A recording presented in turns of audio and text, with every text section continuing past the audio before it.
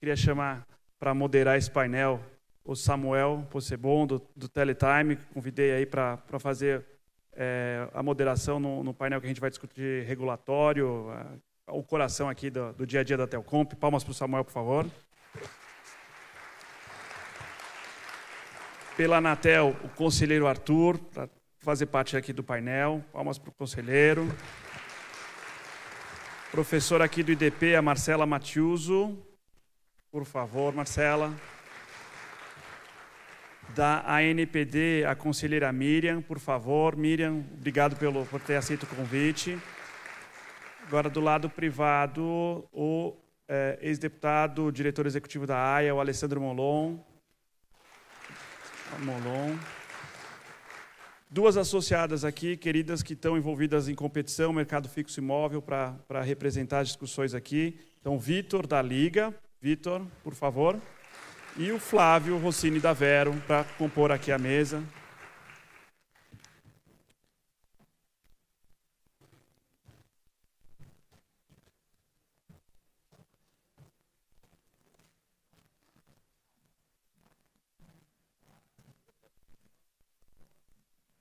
Samuel, você tem microfone aí já? Por favor, agora a bola está com você aí. Obrigado pela paciência aí, todo mundo. E vamos começar o painel de regulatório.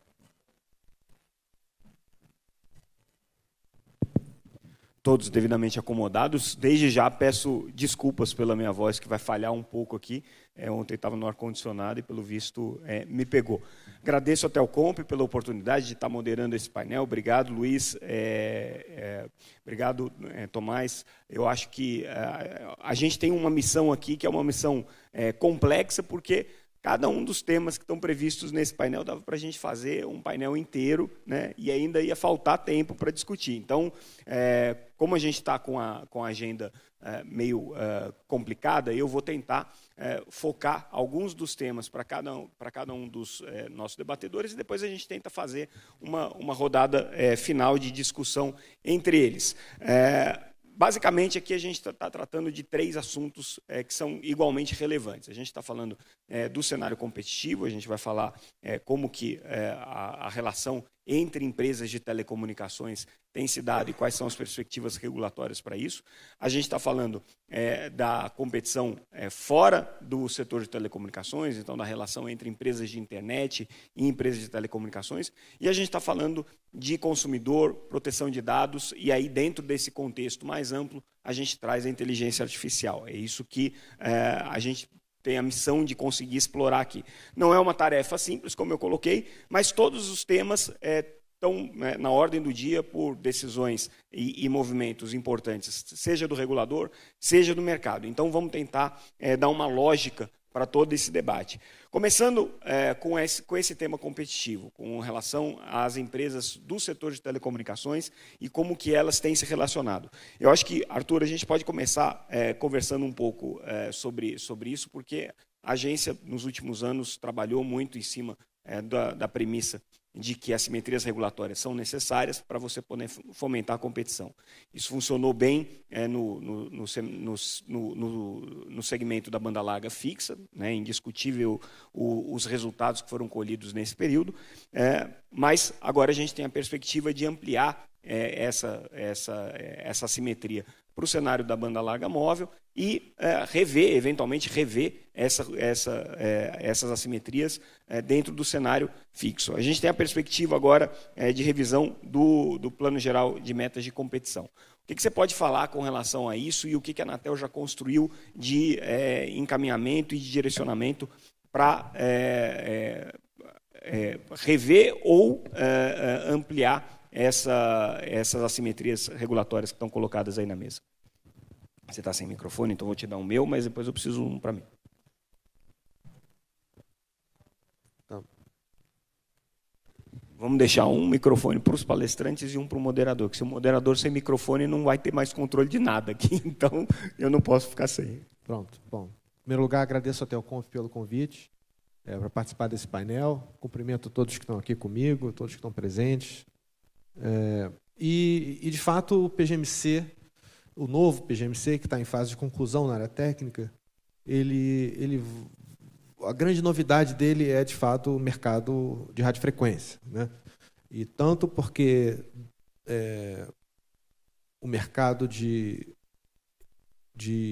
mercado secundário de espectro vai passar a ser tratado no PGMC, que também está em regulamentação por meio do novo regulamento de uso do espectro, mas o PGMC vai tratar isso como um mercado relevante, mas vai trazer pela primeira vez a MVNO para dentro do PGMC. MVNO, até alguns anos atrás, era um mercado que a Anatel tinha feito lá o regulamento de MVNO e tinha meio que deixado de lado isso, deixa o mercado se virar.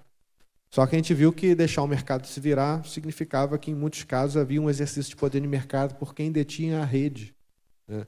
E a gente passou a ter acesso a contratos de MVNO, entre a MVNO e a MNO, que traziam disposições bastante complicadas, né?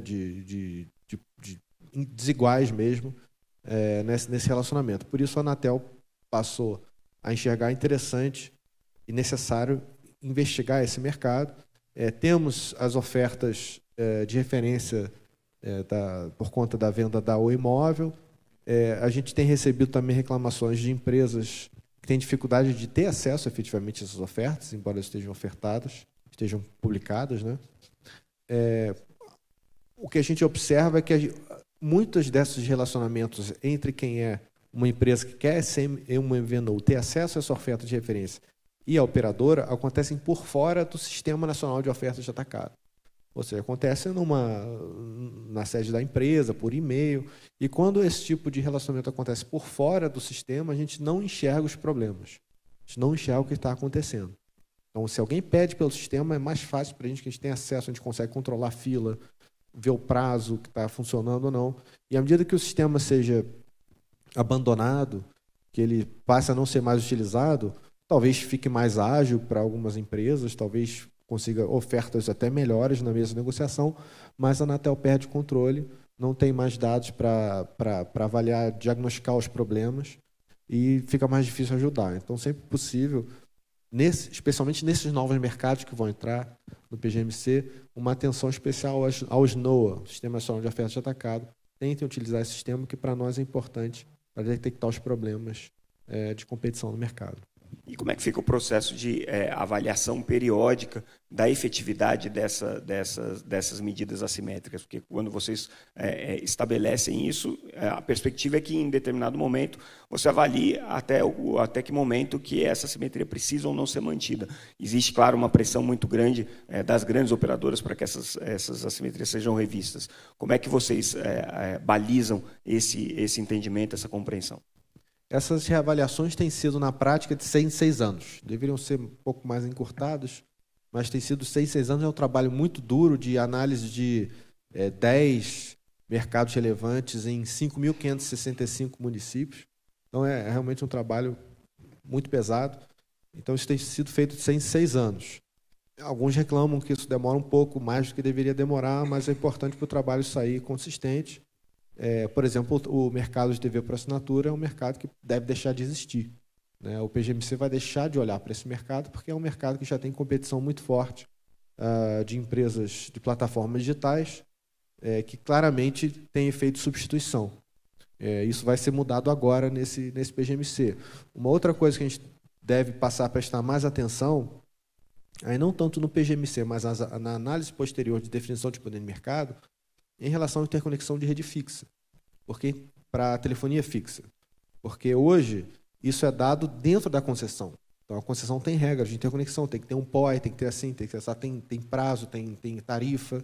Só que quando você acaba com a concessão, que é o que a gente quer, acabar com as concessões de telefonia, esse mercado de interconexão de rede fixa vai ter que ser acompanhado via PGMC, né? Porque as empresas concessionárias vão virar autorizadas. E aí é uma outra forma de análise, é um outro tipo de acompanhamento. Entra no SNOA e assim por diante. Você acaba criando uma obrigação que hoje está na concessão, você vai passar isso para empresas com poder de mercado significativo. Na prática vai ser isso, né? Eu acho que esse é um tema que interessa as operadoras competitivas diretamente. Então, Vitor, eu acho que a tua perspectiva é importante nesse cenário. O Flávio também pode comentar sobre isso, mas assim, em que medida hoje para vocês essas assimetrias garantem a efetividade competitiva? Bom dia, obrigado, Samuca, pela pergunta, obrigado, Luiz e ao Tomás pelo convite para estar aqui, também é uma honra estar aqui com todos os colegas, é muito bom poder compartilhar. Samuca, a gente hoje joga com as duas pernas aqui, ao mesmo tempo a gente é uma concessionária e esperamos que as palavras do conselheiro Arthur se façam verdadeiras na nossa realidade, que a gente vire uma autorizada, né? Não é fácil você migrar para um regime de autorização, de concessão para autorização. Tem uma série de longo caminho pela frente. Um longo caminho, uma série de obstáculos que a gente tem que passar, obstáculos de discussão de valor, novas condições, enfim, né? E, por outro lado, a gente também é uma operadora competitiva. Então, essa realidade, né, tanto de cuidar do fim da concessão, como de jogar num novo campo, olhando para frente, agora sem as regras aí Isso que o Arthur falou é realmente muito importante, especialmente para a gente. Nós, como Sercontel, a gente, ao mesmo tempo que toma muita interconexão, a gente também é obrigado a ceder em várias posições, em vários lugares, né? E não somente interconexão de voz, mas dutos, condutos, enfim, todos os ativos que a gente tem como PMS, a gente precisa disponibilizar no SNOA, né? E fazemos questão de disponibilizar isso, até porque se a gente não fizer, a Anatel tem um processo sancionador bem salgado, caso a gente não faça isso. Então, eu acho que essa perspectiva de futuro, Samuca, nesse momento de inflexão, ele vem muito reforçar a necessidade das medidas assimétricas. A gente sabe que as operadoras competitivas estão chegando, cada vez entrando em novos mercados, e essa necessidade, né, de ter regras, ainda que temporárias, que permitam esse crescimento, é fundamental, né? Então, por exemplo, nós estamos aí fazendo uso das ofertas de referência decorrentes da Oi Móvel, da venda da Oi Móvel. E é fundamental para nós.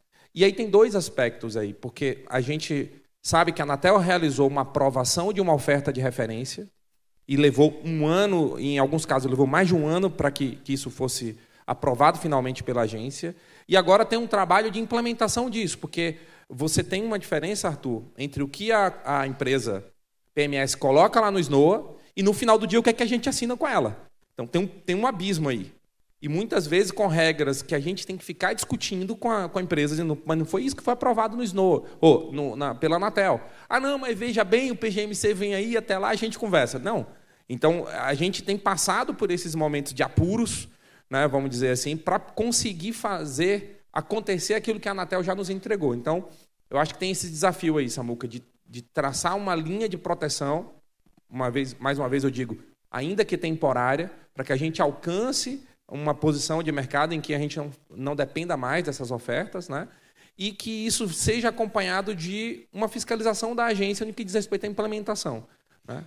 Flávio, acho que na mesma linha, eu te peço para comentar um pouco a relevância dessas medidas assimétricas para a atuação de vocês e que você também reflita sobre a importância de ampliação ou não dessas medidas para o segmento móvel, ainda que vocês não sejam operadores licenciados de SMP, vocês são operadores virtuais, e isso, como o próprio conselheiro Arthur colocou, existe a previsão de que isso entre dentro do plano geral de metas de competição também. E além disso, né, a Anatel está tomando uma série de medidas com relação à flexibilização de licenciamento de espectro, que eu não sei até que ponto isso interessa para os operadores competitivos. Então, te peço que faça uma reflexão nesse sentido. Obrigado, um prazer estar aqui. Obrigado, Luiz, Thomas, pelo convite. Colegas, um prazer estar aqui no painel. Emendando aí o que o Vitor falou e aí também corroborando o que o conselheiro comentou, eu acho que o importante é a gente pegar a experiência bem-sucedida das assimetrias na banda larga fixa, que, né, o mercado está aí, mostra que foi uma experiência bem-sucedida, e de alguma maneira tentar transpor para o mercado móvel, né, com as ofertas de referência ou de alguma forma para que se permita o acesso não só de quem foi lá e bidou no leilão, mas quem tem interesse de operar como móvel ou eventualmente usar o espectro secundário, para garantir que esse mercado móvel ganhe competitividade da mesma forma que o mercado da fixa ganhou. A gente sabe que é um mercado diferente, o espectro é limitado, etc., mas a gente sim entende que a gente tem possibilidades de permitir essa maior competição. O PGMC apoiando as MVNOs ou permitindo ou dando garantias do uso secundário, para que, né, se eu quiser usar o secundário, para que pelo menos eu tenha garantias de que o investimento que eu fiz, de alguma forma, eu consiga ter o retorno lá na frente, a hora que, eventualmente, quem tiver uso primário quiser usar o espectro. Acho que é uma coisa para a gente pensar. E acho que um outro ponto super importante para a gente tomar atenção é na questão da qualidade. Então, não é só, né, acho que é super importante ter o Snow, é super importante ter oferta de referência, mas a gente também começar a ter atenção na questão da cobertura e qualidade. A gente que opera em cidades médias e pequenas, a gente tem tido experiências em que a qualidade lá na ponta, principalmente nessas cidades médias e pequenas, não é aquela que deveria ser, né? Então, a qualidade da rede das viabilizadoras móveis. Né? Entendeu? Então, a rede móvel, ali a gente precisa ter uma atenção para que o nosso cliente tenha a mesma experiência do cliente de quem está provendo esse serviço. E tentar entender como que a gente melhora isso, como a gente acompanha isso de uma forma um pouco mais detida. Mas a gente, sim, como companhia, acredita que é um mercado que tem muito potencial e que a gente tendo essas garantias ou essas proteções ou essas assimetrias para que a gente consiga entrar de cabeça, a gente tem certeza que a gente vai conseguir desempenhar bem. Agora, só para deixar claro uma coisa, quando você fala da qualidade da rede, a rede tem uma cobertura insuficiente ou existe uma degradação da qualidade em função do fato de vocês serem MVNOs? Eu não posso inferir que há uma degradação da qualidade pelo fato de eu ser MVNO, isso eu não tenho como inferir. Mas o que a gente tem tido experiências é de que a rede, sim, tem uma degradação, o nosso cliente sofre lá na ponta, seja pela parte de qualidade, seja a parte de cobertura, né? E aí, na parte de cobertura, eventualmente, viabilizar acordos de roaming, por exemplo. Então, quem tem a operadora móvel, ela firma contratos de roaming com as outras. Por que não os MVNOs se beneficiarem disso automaticamente, ao invés da gente ter que ir lá e pedir roaming para todo mundo, processo demorado, etc. Outra coisa que também os remédios da Oi Móvel acho que já ajudam a endereçar questões de exclusividade. Pô, precisa ter exclusividade? Não precisa, né? A negociação via sistema acho que garante isso, né? Garante a Anatel conseguir acompanhar isso e garantir que o MVNO, para ele poder competir de igual para igual para quem tem a rede, a gente tem que ter a flexibilidade de poder escolher, pô, naquela localidade específica, quem tem a melhor cobertura, quem tem a melhor rede.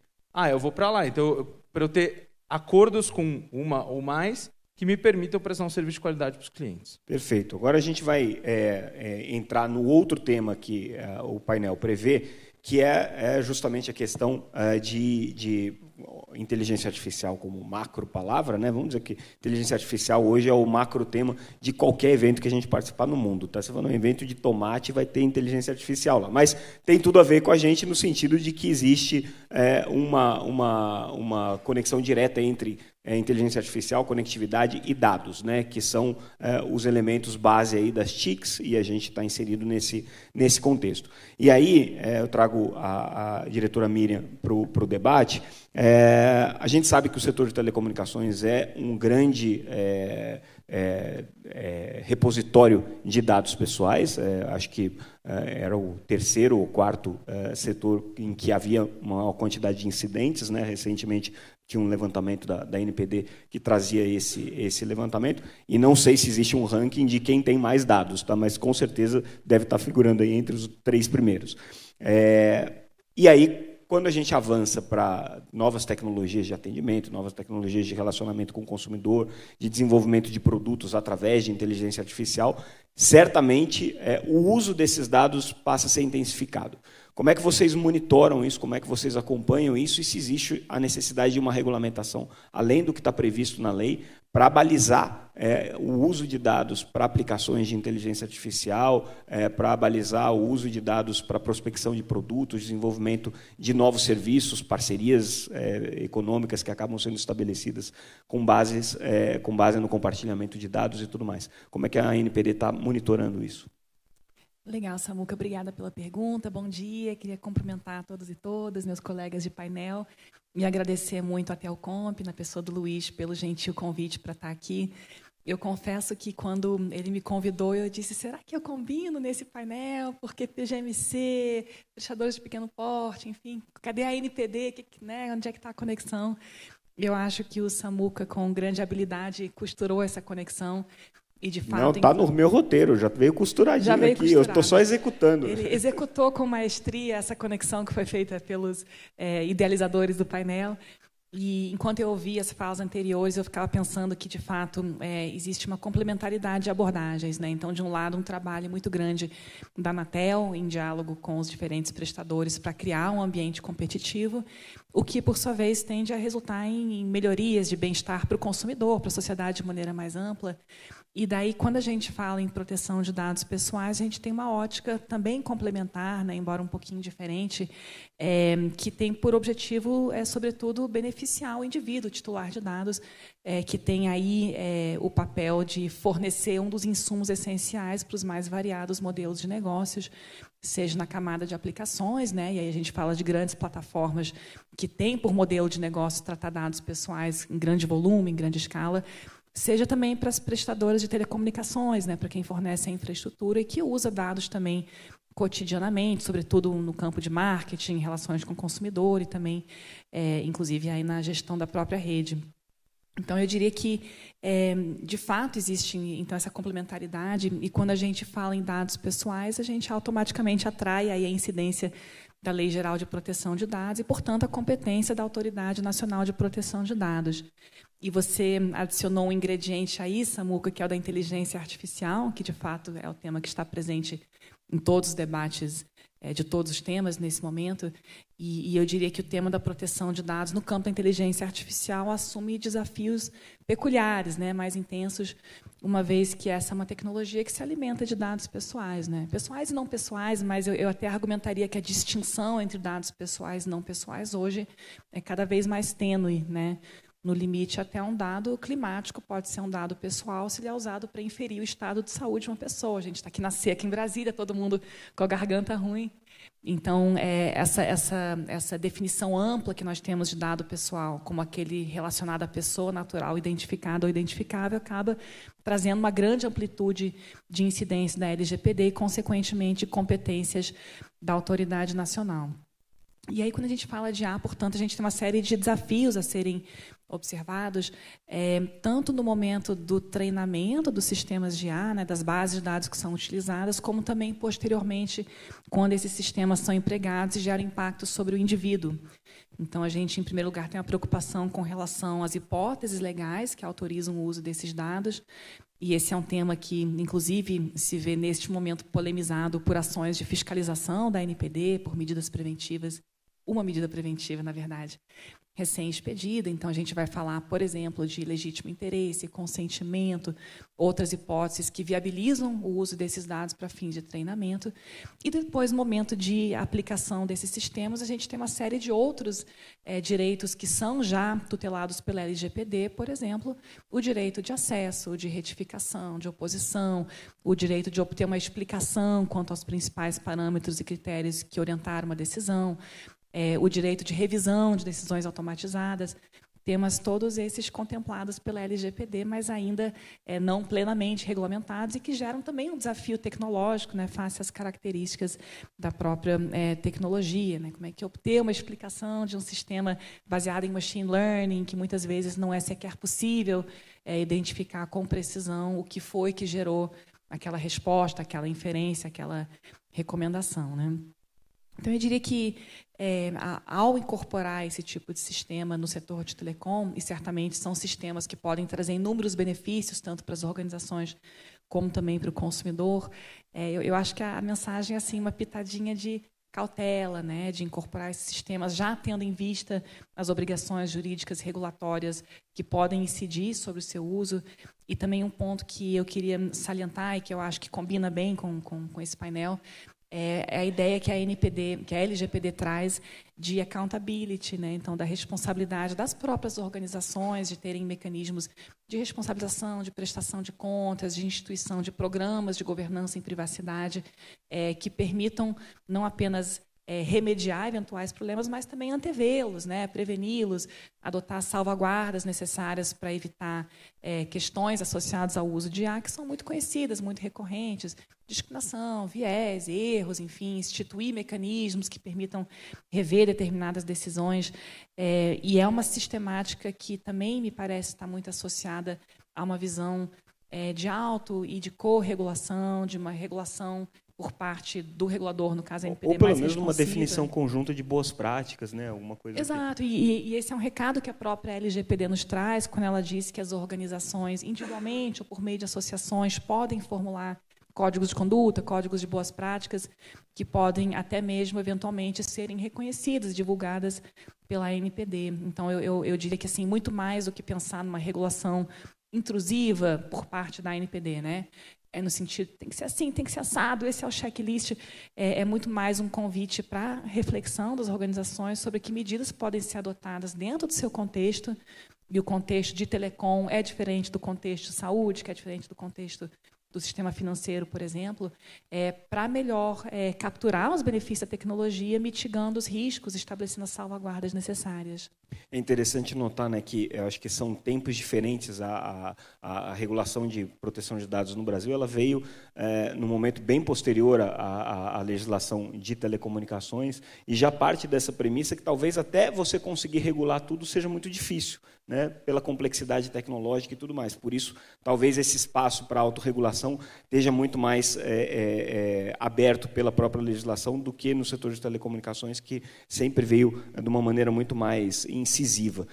Aí eu trago a professora Marcela aqui para o debate. Eu acho que justamente essa é a mudança de paradigma que a gente está vivendo agora, quando a gente fala do cenário competitivo e do cenário de mercado, né? A inteligência artificial e as novas tecnologias, elas trazem uma outra camada de complexidade, uma outra camada de disputa de territórios também, mas, ao mesmo tempo, trazem para o regulador desafios diferentes. O ponto que eu trago para você é como é que você vê a introdução dessas tecnologias na atuação dos reguladores, como que eles devem se posicionar para proteger os mercados, para proteger o cenário competitivo, garantir o desenvolvimento de novos atores e, ao mesmo tempo, não limitar, né, o que a gente pode chamar aí da inovação tecnológica, ou introdução de novos serviços e tudo mais. Como fazer esse equilíbrio entre regulação e desenvolvimento de tecnologias? Bom, primeiramente, bom dia a todas e todos. Muito obrigada pelo convite, Luiz, Samuel aqui na moderação. Obrigada para os meus colegas painelistas também. Acho que essa é uma pergunta que eu começaria respondendo de uma forma talvez não tão óbvia, de assim, é muito importante a gente entender, quando a gente fala de inteligência artificial, o que de novos problemas isso efetivamente traz. E o que talvez sejam problemas antigos que, por conta da introdução de uma nova tecnologia, etc., eventualmente ganham maior destaque, né?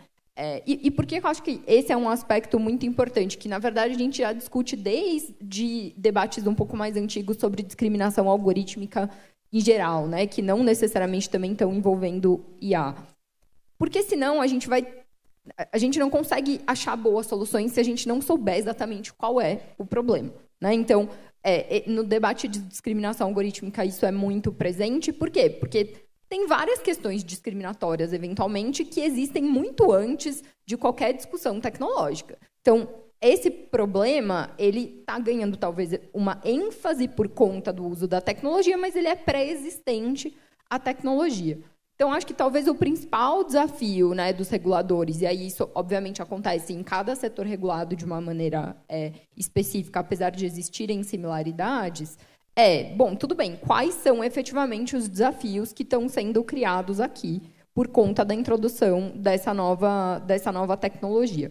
Então, talvez um primeiro ponto seja esse. E o problema a gente quer resolver, né? Exatamente, porque se você não... Né, assim, esse problema... E aí acho que vem uma segunda discussão que é assim, tá, esse problema é um problema do setor, né? Então, ele é específico para esse setor regulado, por exemplo, ele é específico para o setor de telecomunicações, ou talvez ele seja um problema, digamos assim, mais amplo, decorrente, de fato, do uso da inteligência artificial.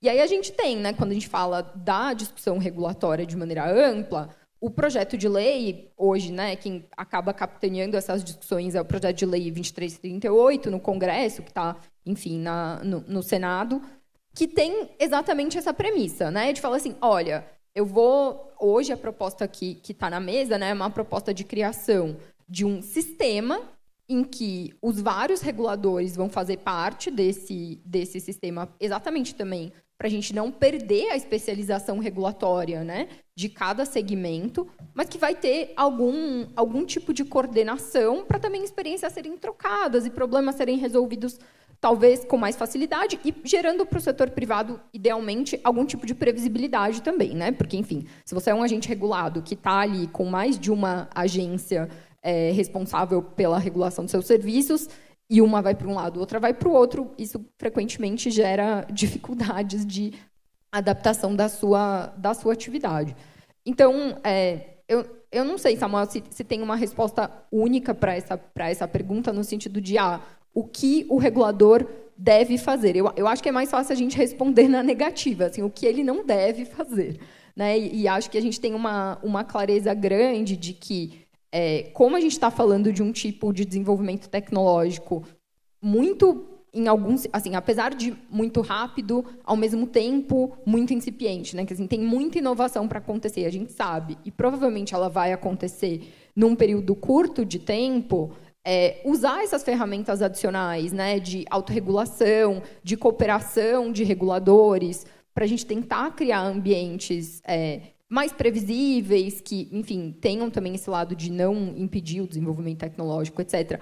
Porém, e aí acho que isso é extremamente importante, sem gerar danos, né, seja para o mercado, do ponto de vista da competitividade, seja também para os próprios titulares, né, enfim, para os usuários, para as pessoas, como a Miriam estava falando, é muito relevante. E é muito difícil de fazer isso em abstrato, né? Acho que, assim, na medida em que a coisa for avançando também, naturalmente, as respostas vão chegando. É mais um exemplo de como a evolução da regulação ela se dá... Claro, isso é meio um clichê, né, dizer que ela é descasada com a evolução das tecnologias, dos serviços, mas, ao mesmo tempo, ela muda, né? Então, agora a gente já está falando de uma regulação com essa supervisão central que haveria, né, caso a legislação de inteligência artificial passe do jeito como ela está prevista.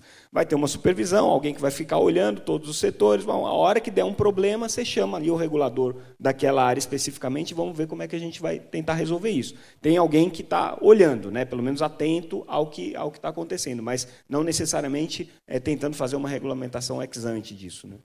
E eu até acho, assim, minha opinião sincera é que esse tema de inteligência artificial, talvez a gente esteja, assim, historicamente falando, comparando com outros segmentos, acho que a gente está se antecipando mais do ponto de vista regulatório e tentando criar estruturas com mais rapidez do que aconteceu em outros debates, né? Então, eu tenho uma perspectiva de que isso pode ser positivo mesmo, e sem contar, né, assim, todo o desenvolvimento que está acontecendo também sobre essa temática mundialmente, né? Essa discussão, como você bem colocou, assim, você vai num evento sobre tomate, certamente vai ter uma discussão sobre IA. E é verdade no sentido geográfico também, né? Uma discussão no Brasil, uma discussão na China, uma discussão na Índia. Todo mundo está falando sobre esse assunto. Então, essas experiências em outros países certamente também podem ajudar a conformar como que a gente vai lidar com isso aqui e vice-versa, né? O Brasil também pode servir e tem servido como um foco de referência para esse debate. O problema vai ser quando todo mundo começar a perguntar para as plataformas de inteligência artificial qual é a boa receita de molho de tomate, e eles vão dar sempre a mesma receita de molho de tomate, e daqui a alguns anos a gente vai comer só o mesmo molho de tomate. Então, tem a ver a inteligência artificial com o tomate, sim.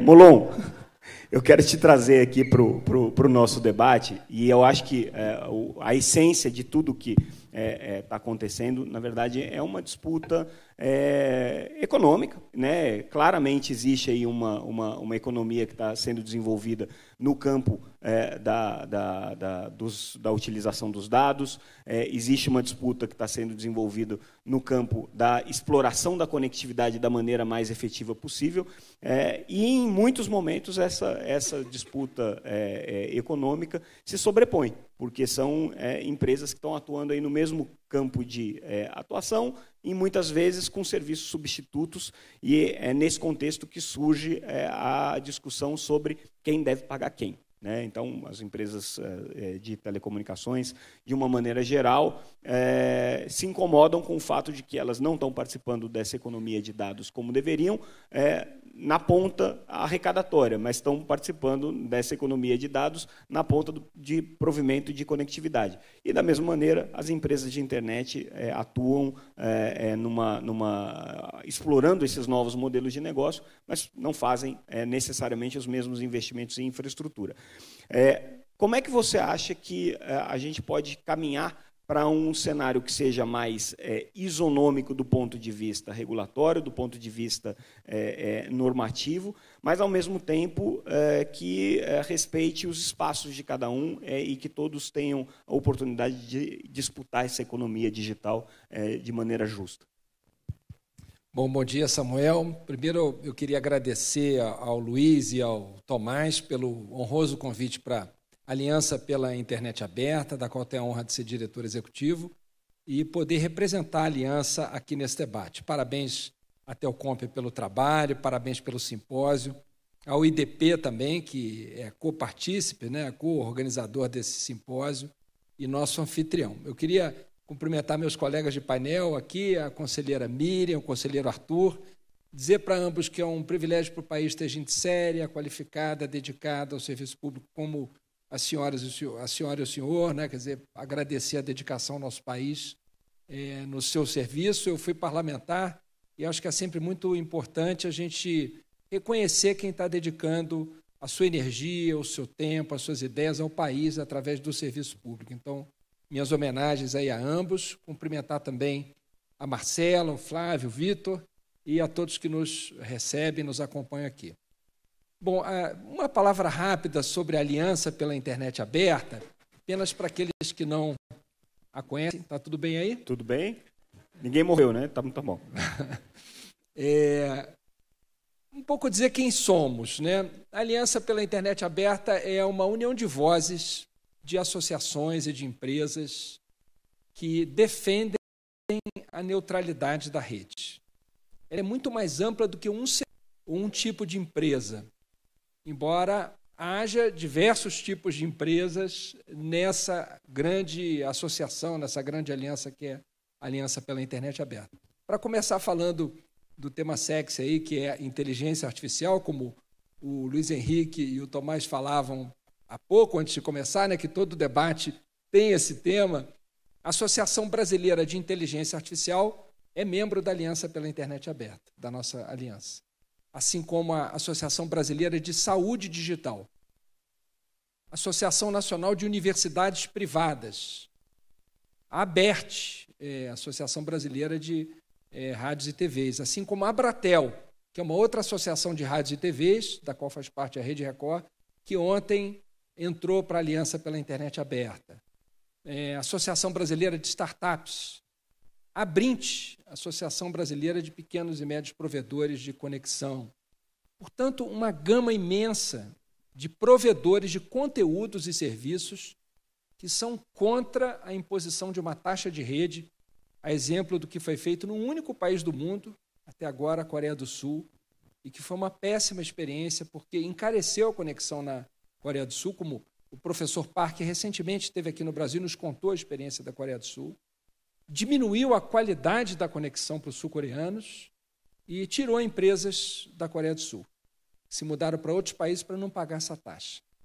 Então, é uma má ideia que não deve ser copiada, trazida para o Brasil, e que parte de uma premissa equivocada, de que há uma competição entre big telcos, as três grandes transnacionais que prestam serviço de telecomunicação no Brasil, né, a Vivo, a Telefônica, a TIM e a Claro, e os provedores de conteúdos e serviços.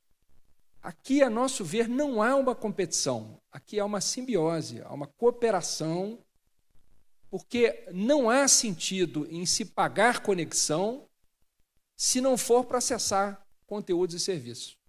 E também não há conteúdo e serviço se não tiver conexão. De forma que um setor ele favorece o outro. Quanto mais conteúdos e serviços na internet, mais as pessoas vão querer uma conexão de qualidade. Talvez isso fosse um problema para quem presta o serviço de conexão se o nosso país tabelasse preços de conexão. Se, por exemplo, o regulador ou o governo dissessem, no máximo, R$50 por 500 mega. Aí alguém poderia dizer, bom, o que a gente recebe é insuficiente para aquilo que a gente presta de serviço. O mercado, ele, de alguma maneira, organiza isso. E a prova disso é que os resultados dessas três grandes têm sido resultados absolutamente compatíveis com o setor do qual fazem parte, que é o setor de infraestrutura. Tem tido retorno em torno de 7%, 8%. Os 2 primeiros trimestres desse ano também mostram bons resultados para a TIM e para a Vivo, que divulgaram seus resultados. De forma que nós participamos da tomada de subsídios da Anatel. A gente quer cumprimentar a Anatel mais uma vez, conselheiro, por ter aberto esse debate, por colocar isso em debate, por ouvir todas as vozes. A nossa aliança participou com 5 estudos que preparamos, 3 econômicos e 2 jurídicos. E os econômicos basicamente dizem, primeiro, não há risco de explosão de tráfego de dados no Brasil. Aliás, as nossas conclusões combinam com aquilo que o BEREC também concluiu para a Europa. O tráfego de dados vai continuar crescendo, mas sem explosão. Na verdade, a previsão é de um ritmo decrescente, ou seja, continua subindo, mas a curva vai perdendo inclinação, né? Ele continua crescendo assim. O estudo foi feito antes da Cazé TV transmitir a Olimpíada, hein? A gente tem que olhar o resultado aí dessas últimas das Olimpíadas, sim, mas já tinha tido bons resultados da transmissão da Cazé TV. E se a gente parar para pensar até os números, né, que são números importantes, mas se comparados com o tamanho da radiodifusão, são números bastante menores, né? São grandes para a internet, mas se você comparar com a radiodifusão, de forma que eu acho que isso não vai tirar o espaço de ninguém, né? Quer dizer, a gente vai continuar tendo radiodifusão, a gente vai continuar tendo transmissão pela internet e uma nova forma de acessar esses conteúdos. O segundo estudo nosso mostra que os resultados desse setor são excelentemente compatíveis com o setor de infraestrutura, 7% a 8%, como reiteradamente a imprensa reporta. E, por fim, a contribuição dos prestadores de conteúdos e serviços para o setor de infraestrutura, mesmo sem serem desse setor. Então, a gente viu aqui o governador do Ceará abrindo os trabalhos, mostrando cabos submarinos. Vários desses cabos foram instalados por provedores de conteúdo e serviço, e não por empresas de telecomunicação necessariamente, né? Assim como CDNs, data centers e assim por diante. Então, a nossa percepção é de que não há aqui uma competição entre big telcos e big techs, mas há, na verdade, uma cooperação. Eu costumo comparar com fico imaginando, aliás, a gente tem o privilégio também de ter a MPA como membro da Aliança pela Internet Aberta, da qual faz parte a Disney. Eu fico imaginando o concessionário de uma estrada para Orlando, Miami-Orlando, reclamar com a Disney, olha, nossa estrada vive cheia de carros indo para os parques da Disney. Assim não é possível. Eu acho que a Disney talvez retrucasse se esse diálogo imaginário ocorresse. Olha, mas é graças aos nossos parques que a estrada vive cheia e vocês vivem de pedágio, vocês cobram pedágio, né, para as pessoas chegarem aos parques. E o concessionário da estrada disse assim, a gente cobra pedágio, mas a bilheteria de vocês dá mais dinheiro que o nosso pedágio. A gente queria um pedaço da bilheteria de vocês para reforçar o caixa do nosso pedágio. Não me parece razoável esse tipo de argumento. Quer dizer, são setores econômicos diferentes. Parece um pouco com aquelas pessoas que viviam de aluguel de telefone, que ficaram chateadas com o Brasil quando a linha telefônica se tornou mais acessível. Aquelas pessoas perderam clientes porque a economia mudou. A economia está mudando. E as big telcos também estão prestando serviços de valor adicionado cada vez mais. Aliás, elas não pagam fuste sobre parte da sua arrecadação porque é de SVA e não de serviço de telecomunicação. Aí eu fico imaginando como seria a competição, que é o tema do nosso painel, a concorrência, entre um prestador de serviço de valor adicionado que não tem infraestrutura contra um prestador de serviço de valor adicionado que domine a infraestrutura. Como é que vai ser isso? Se houvesse o fair share, ele cobra dos outros e não cobra dele, ele vai cobrar dele para ele mesmo, o dinheiro sai de uma gaveta e entra na outra. Não me parece uma boa ideia. Eu acho que, assim, eu sou super favorável a gente copiar boas ideias. Eu acho que copiar boas ideias é prova de inteligência, não de burrice. Mas eu acho que copiar mais ideias não é um bom caminho para o Brasil. Essa não é uma boa ideia. Onde foi feito não deu certo. e a gente defende que o Brasil continue com uma internet livre, aberta, neutra, que fez com que a gente tivesse um iFood, um Nubank, um 99 Táxi, um Quinto Andar e tantos outros unicórnios que estão a caminho, graças a esse modelo de internet que a gente construiu. E eu aproveito para cumprimentar mais uma vez a Anatel pelo acerto regulatório que permitiu ao Brasil ter mais de 20 mil pequenos e médios provedores de conexão, que estão levando conexão a mais da metade das residências dos brasileiros. Isso é um sucesso. A gente, quando conversa com estrangeiros e conta isso, é motivo de admiração. E isso se deu graças ao acerto da Anatel, por exemplo, de dosar, aí sim, a regulação para tratar desigualmente os desiguais que operam no mesmo setor. Agora, você imaginar que é a regulação de um determinado setor versus outro que vai equilibrar o caixa de ambos, não consigo ver muito sentido jurídico nem econômico nisso. Assim, não me parece bom para o Brasil. E é por isso que a aliança é tão ampla e vem defendendo uma visão diferente disso, saudando a abertura do debate, que acho que a gente debater e pensar caminhos para o Brasil é sempre bom. Espero ter respondido aí. Se não tiver respondido, estou à disposição para... Não, respondeu. A gente vai... Eu acho que eu vou trazer os nossos 2 operadores de telecomunicações aqui para entrar nessa discussão, mas só fazendo, né, uma contextualização. Né? É claro que cobrar pelo preço do acesso é livre, né? E hoje as operadoras de telecomunicações fazem isso. Porém, existe uma regra que impede a cobrança por franquia, então, pelo menos na banda larga fixa, né? Isso não é possível até que a Anatel reveja essa regra. Então, temos aí esse limitador ainda, que não é exatamente um tabelamento de preço, mas é uma limitação de modelo de negócio. E, só fazendo uma ressalva ao exemplo do pedágio na estrada para Orlando, já pensou se no dia que todo mundo fosse também para o parque da Disney, a operadora de pedágio resolvesse aumentar o preço em 300%, ia ser um problema também. Então, também não é uma cobrança tão livre assim, né, nesse preço. Mas aí, trazendo os nossos operadores de telecomunicações, vocês enxergam isso como uma limitação de negócio para vocês, ou vocês concordam com essa visão que o Molon traz, de que existe uma simbiose plena entre o setor de provimento de conteúdos para as aplicações digitais e o setor de infraestrutura? Flávio?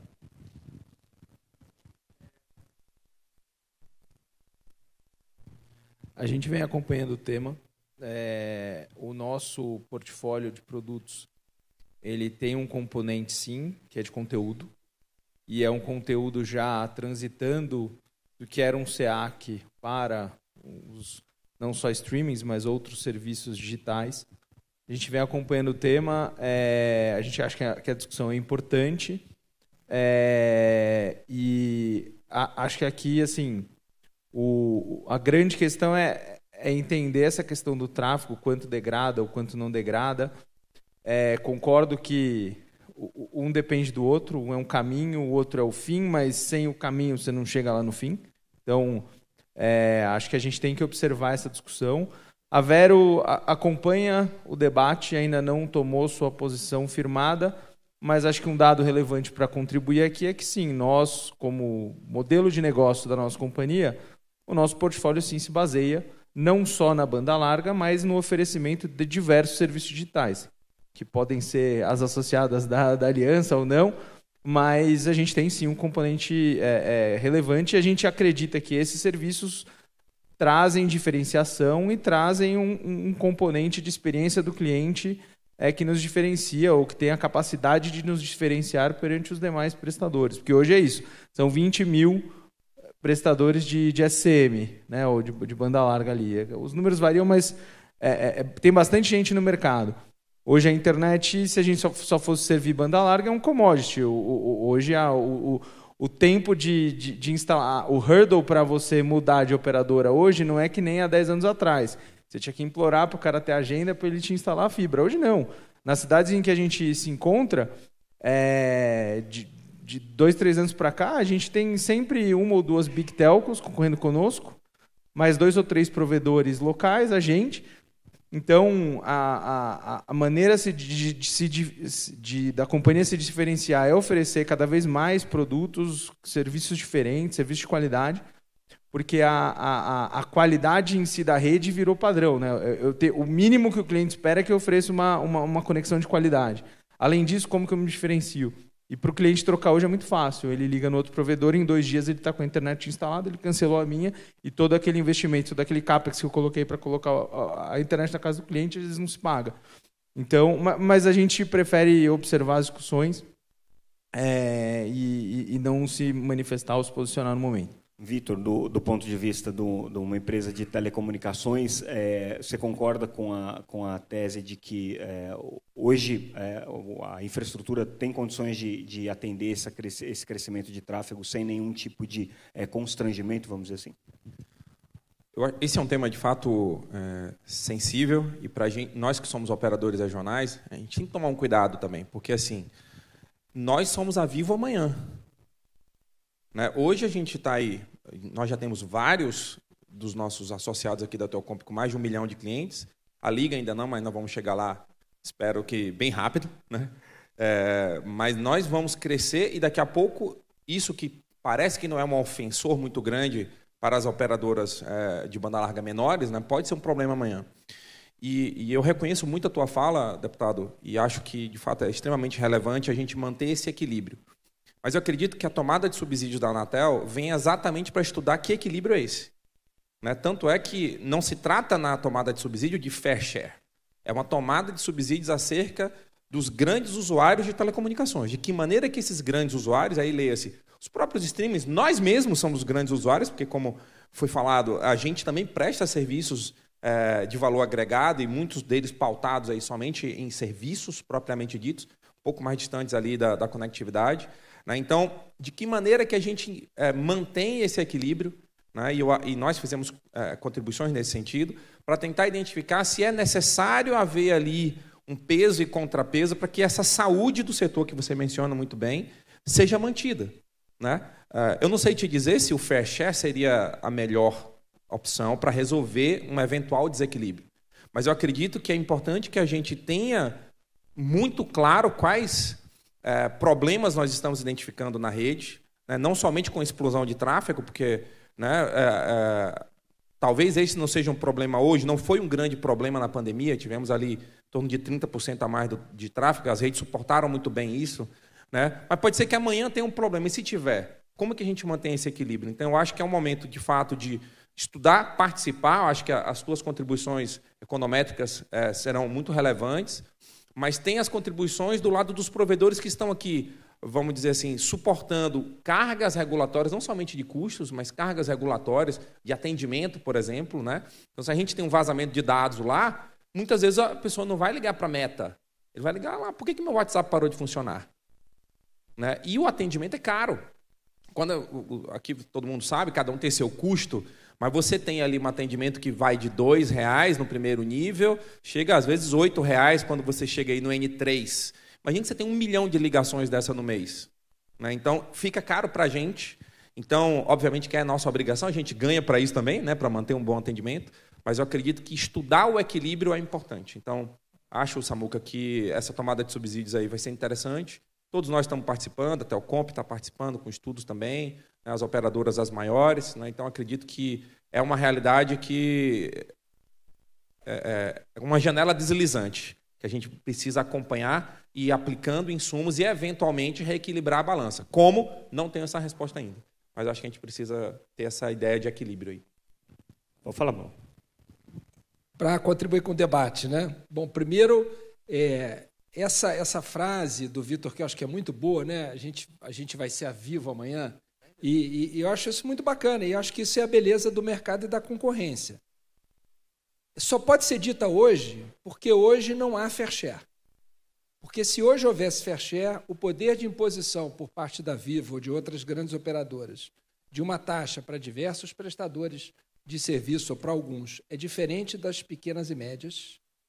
E eu ouvi lá no FIB, em Curitiba, um pequeno provedor dizendo, por favor, não permitam isso, porque eu prefiro ter o CDN do meu colaborador ou de um prestador de serviço dentro da minha sede do que perder isso, ganhar fair share, mas ter que pagar para buscar esse dado lá na Califórnia. Então, essa frase de que a Liga vai ser a Vivo amanhã, não, mas eu acho ótimo e torço para isso, sinceramente. Ela pode ser dita num contexto de competição que a gente tem hoje, o que seria certamente mudado por imposições de taxas como essa. E uma última observação. Eu queria deixar uma questão aqui. Quem é o usuário? Eu vou falar como consumidor. Eu não represento nenhuma das empresas que fazem parte da aliança. Não tem nem delegação para isso. Eu pago um provedor de conexão na minha casa. E eu sou cliente, por exemplo, da Netflix e da Globoplay. Eu, quando assisto a Netflix, eu sou usuário daquele conteúdo. Sou eu que quero assistir a série, não é a Netflix que é usuária. Eu pago a Claro, que é o meu provedor de conexão, lá no Rio de Janeiro, para assistir o que eu quiser. E a hora que a Netflix tiver que pagar para a Claro por ser assistida por mim, a conta da Claro, Netflix, vai vir na minha conta da Netflix. Eu vou pagar dobrado. Eu vou ter que pagar a Claro e eu vou ter que pagar a Netflix, que vai ter que pagar a Claro. Eu estou pagando 2 vezes pelo mesmo serviço. Isso é uma cobrança dupla. Não faz sentido isso. Quer dizer, o usuário, o grande usuário é o consumidor que consome muito. Eu posso ser um grande usuário. Não é quem presta conteúdo ou serviço na rede e que é acessado por mim. Eu acho que esse debate tem que ser feito também. Quem é o usuário da internet? Eu acho que o usuário sou eu. Ou se a minha empresa consumir muitos dados, é a minha empresa. O prestador de serviço ou de conteúdo, ele disponibiliza um conteúdo que é acessado por mim, caso eu queira. Ninguém me obriga a acessar a Meta, a Netflix, a Amazon, ou seja o que for. Então, acho que aqui o grande usuário não é a Liga quando ela disponibiliza serviço. É o cliente da Liga que acessa esse serviço se quiser. Se não quiser, fica a conexão lá disponível o tempo inteiro. A verdade é que, no final das contas, vai ser sempre o consumidor que vai pagar essa conta, para um lado ou para o outro. Eu já recebi a indicação aqui que a gente precisa encerrar o nosso painel, porque estamos com a programação um pouco atrasada. Então, eu não vou poder fazer aquela formalidade de dar 2 minutos para cada um fazer uma palavra final, porque só nisso a gente já vai ficar mais 10 minutos aqui. Mas eu agradeço a presença de todos vocês, peço uma salva de palmas para os nossos debatedores e entrego para o Luiz Henrique fazer a chamada da próxima mesa aqui. Luiz, fica à vontade. Obrigado, pessoal. Poder Monitor, a ferramenta mais completa para monitorar os 3 poderes. Acesse agora poder.cc/monitor e ganhe 30 dias grátis.